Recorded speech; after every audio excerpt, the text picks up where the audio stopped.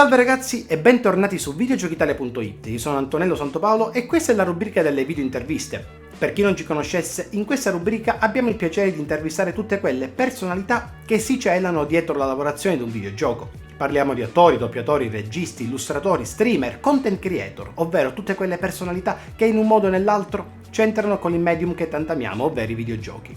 Ospite di oggi è Nicole Tompkins, voce ufficiale ed originale di Jill Valentine di Resident Evil 3 Remake, uscito nel 2020. Prima di iniziare vi ricordiamo di mettere un mi piace e di iscrivervi con la campanella attiva. Mi raccomando ragazzi, è fondamentale. E quindi iniziamo. Buona visione.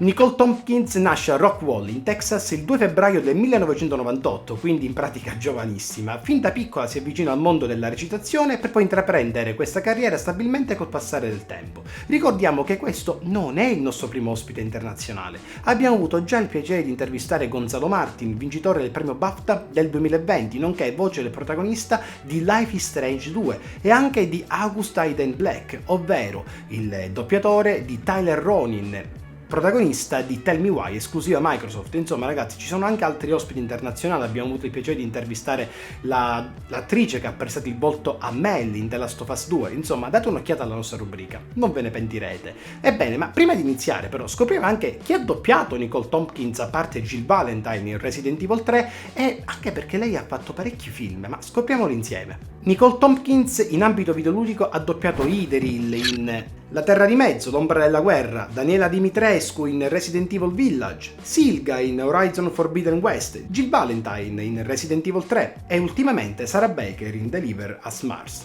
Nicole Tompkins vanta anche numerose partecipazioni in pellicole cinematografiche, come per esempio in The Amityville Terror. Nel 2018 interpreta la protagonista di un film davvero controverso che io ho amato particolarmente, essendo un grande appassionato del genere horror. Il film in questione si chiama ANTRUM. ANTRUM è un film mockumentary horror diretto da David Amito che ha ricevuto consensi internazionali per la sua trama originale, per una regia snervante e per le atmosfere oniriche che caratterizzano il lungometraggio. E quindi ragazzi, io direi di iniziare con l'intervista e con la prima domanda. Prima di iniziare ragazzi, un piccolo appunto: qualora voi foste interessati a leggere questa intervista nel formato scritto, vi invitiamo a passare sul nostro sito videogiochitalia.it, lo trovate giù in descrizione o cliccando in questo momento in alto a destra dai vostri dispositivi mobili.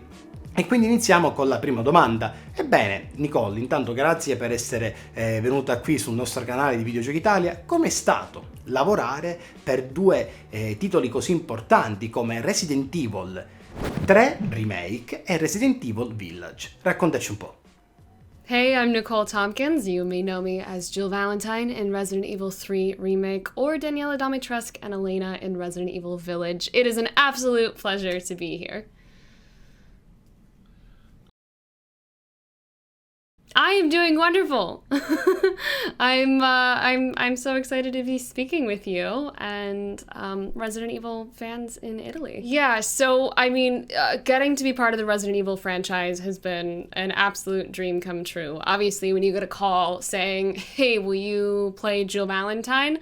That's not a call I don't know I ever expected to receive, and it was a very exciting moment in my life and career because it is not often that as an actor you get to jump into such an iconic role and really a character that means so much to so many people and has meant so much to so many people throughout so many years now. It's really, really cool to see just the multi-generational nature of this story because of how popular this franchise has been for so long. So getting the opportunity to bring Jill in this iteration of her to life was something really special because I wanted to make sure I paid respect to how she's previously been portrayed and what she means to so many people, and she means something different to so many people, while also bringing my flavor and who I am and helping to bring to life what the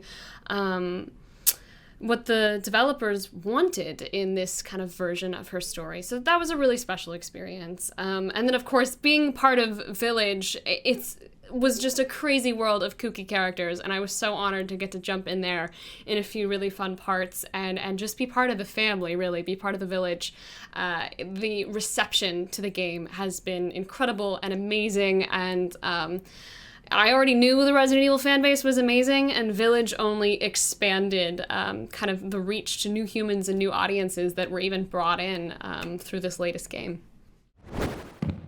Sappiamo che ha interpretato due personaggi davvero molto diversi fra di loro, ovvero Daniela Dimitrescu in Resident Evil Village e Jill Valentine in Resident Evil 3 Remake, ovvero un antagonista e un protagonista. Quanto è stato complesso far emergere le due essenze dei due personaggi, così diversi, potremmo definire agli antipodi fra di loro. Raccontaci un po'. Totally different experience for sure. I mean, I always joke, like, heroes are always really fun. Obviously, Jill Valentine is very much a hero, a protagonist. She just keeps getting back up. But you realize, like, when you go to play a hero, it's always a rough day. Like, they are always trying to overcome a challenge. So you're going to work knowing, like, what challenge am I overcoming today? When you're playing a villain, however, like Daniela in Village, they're always having a great day. They're always having a great time. So in some ways, there's a lot of humor and joy in getting to play a villain, because until their final demise, they're just rolling with the punches. And Daniela especially is just excited about everything and always seeming to be in a playful and silly mood. So the contrast between the characters was delightful. Quanti sacrifici ci sono voluti per raggiungere questo livello di esperienza? Che consiglio daresti ai nuovi aspiranti attori e doppiatori? Yeah, totally. I mean, so I get asked pretty often, like, you know, how do I get into voiceover, or how do I get into acting, or, you know, what's a tip for an actor? And I have to say, everyone's journey is so unique to them. There's absolutely no one right way. So every individual will make their own sacrifices or choices or decisions, and it's never the same. So, you know, I don't know. I don't think often about, like, the sacrifices that I've made, because I'm such a forward-thinking human, as far as being just excited and so grateful to be doing this every day. So, like, the quote sacrifices are all ultimately worth it. So I don't even think about that. I suppose, you know, my life has been different than others. I guess you could say, like, a traditional path, but I think no path is really all that traditional. So, you know, for me, I got to start really young doing what I love, and I knew from a really early age that I wanted to do this, which was definitely a benefit for my story, because I got to jump right in and I was surrounded by humans that supported me, and there's nothing like having that support. So I'm super, super grateful for my journey so far. So when it comes to giving like tips to other actors, I always say, like, be willing to make mistakes. Be willing to fail. You're an artist, and our job is not to be perfect. And this is something that I am literally still teaching myself every day and still trying to learn myself, is that I'm not here to make something perfect. I'm not here to nitpick it apart. Like, life isn't perfect. Life can be messy. Life can be beautiful and colorful and all of those things. And you want to be able to bring that to your work. So that's kind of the artistic perspective. And then the other side of that is just having discipline in what you do, you know. Get active. If you want to act. Start reading scripts, start reading plays, watch other great works, listen to other voice actors, watch other films that you love and that inspire you, and then get on the mic, whether that's an iPhone microphone or, you know, a super fancy setup. Start listening to yourself, start working on scripts and working through material, and then sending it to people that you trust to give you feedback, and take that feedback. Be interested. Don't take anything personally, and that can be super difficult because acting is an incredibly personal craft, but learning to not take it personally will allow you so much more freedom in growing and creating something awesome. So definitely recognizing, like, it's a community sport, that your ability to work with other people is so imperative, especially in video games. For people that want to do video games, like, it literally takes a village. I make that joke all the time, but there are so many people involved in bringing a video game to life, and recognizing with no ego that it is like such a collaborative process, and celebrating your differences and celebrating the unique thing that you bring to a project, I think really just adds an energy and a value to your work and your activity, and people are drawn to that, that collaborative creativity, we'll call it. So those are a few, I don't know, insights into my perspective on my journey so far and this wonderful world of creative arts. Futuri progetti? Puoi rivelarci qualcosa al riguardo? I cannot tell you anything until things are announced. That's just the way it goes. But if you want to follow me on Twitter or Instagram at Nicole Tompkins, that is where I usually announce when I'm allowed to what I've been working on or what new projects are around the corner. So yeah, give me a follow there. I'd love to connect with you. I have also been streaming on twitch.tv/Nicole Tompkins, playing through some awesome games and I don't know, just being a goof. So feel free to come hang. Noi ti ringraziamo per la tua disponibilità, ma prima di andare vorremmo conoscere un curioso aneddoto sul lavoro svolto per Resident Evil 3.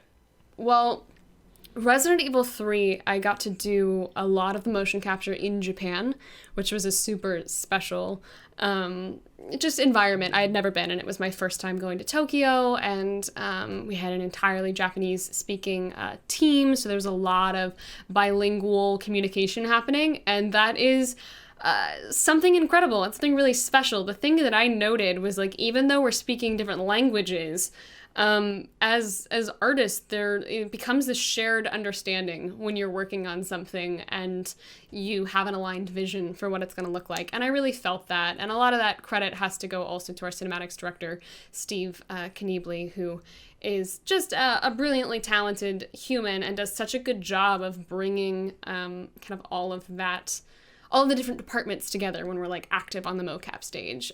So kudos to that. And then in Village, I have to say, I think one of my most memorable moments, or really just memorable parts of getting to do that was, it was my first time working in motion capture heels. I don't know if you've ever had to walk around in heels for 8 hours on a concrete carpeted mocap floor, but I sure have, and it is an experience for sure. All of the Domitrescu daughters, as well as Alcina, wore mocap heels because it changes the way you literally walk. So they had to be able to capture that movement in the heels. Very exciting stuff. Think that'll do it. Thank you so much. It's been an absolute pleasure. I really appreciate it. Thanks for having me, and so much love to the entire Resident Evil community. I will leave you with this. You want stars? I'll give you stars. Bene ragazzi, anche questa video intervista è giunta al termine. Noi vi ringraziamo per la visione, mi raccomando lasciate un like, iscrivetevi con la campanella attiva ragazzi, è fondamentale, ci aiutate davvero tanto. Ebbene, rimanete aggiornati perché usciranno davvero tantissimi video, tantissime video interviste, sono felice di portarvi ogni tanto, quando ne abbiamo la possibilità, anche qualche ospite internazionale. Insomma, Nicole Tompkins è stata gentilissima, una bravissima attrice, che insomma io l'ho vista poi ultimamente anche nel film ANTRUM, ve lo consiglio, è un film particolare, bellissimo, io che amo il genere horror, insomma mi ha fatto impazzire. Un saluto e al prossimo video, ciao ragazzi!